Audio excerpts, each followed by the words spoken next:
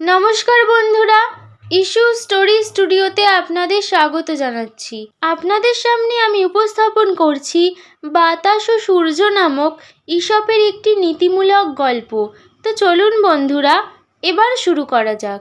বাতাস ও সূর্য একদিন ঝগড়া বাঁধিয়ে দিল। কে বড় তাই নিয়ে বিতণ্ডা। বাতাস বলে আমি বড়, সূর্য বলে আমিই বড়। এই বিরোধ মীমাংসার কোনো পথ পাওয়া গেল না। তাদের তুমুল ঝগড়ার ভেতর হঠাৎ তারা লক্ষ্য করল একজন পথিক পথ দিয়ে আসছে। সূর্য বাতাসকে বলল, কে বড় তা প্রমাণ করার সুযোগ পাওয়া গেছে। ওই যে লোকটি আসছে, তার গায়ে চড়ানো আছে কোট। আমাদের দুজনের মধ্যে যে ওই গায়ের কোটটি খুলে ফেলাতে পারবে, নিঃসন্দেহে সেই শক্তিশালী। বাতাস বলল ঠিক। সূর্য বলল, আমি তোমাকে প্রথমে সুযোগ দিচ্ছি, তুমি খোলার চেষ্টা করো, পরীক্ষায় কে বড় তা প্রমাণ হয়ে যাক। এই বলে সূর্য মেঘের আড়ালে চলে গেল। বাতাস খুব খুশি। নিজেকে বড় প্রমাণ করতে সে লেগে পড়ল কাজে। শীতের প্রবল ঝঞ্ঝা নিয়ে বয়ে যেতে লাগলো বাতাস। সেই বাতাসে পথিক খুবই ঠান্ডা বোধ করতে লাগলো।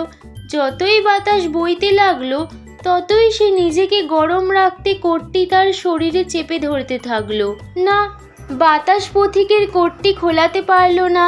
বাতাস হতাশ হয়ে হাল ছেড়ে দিল।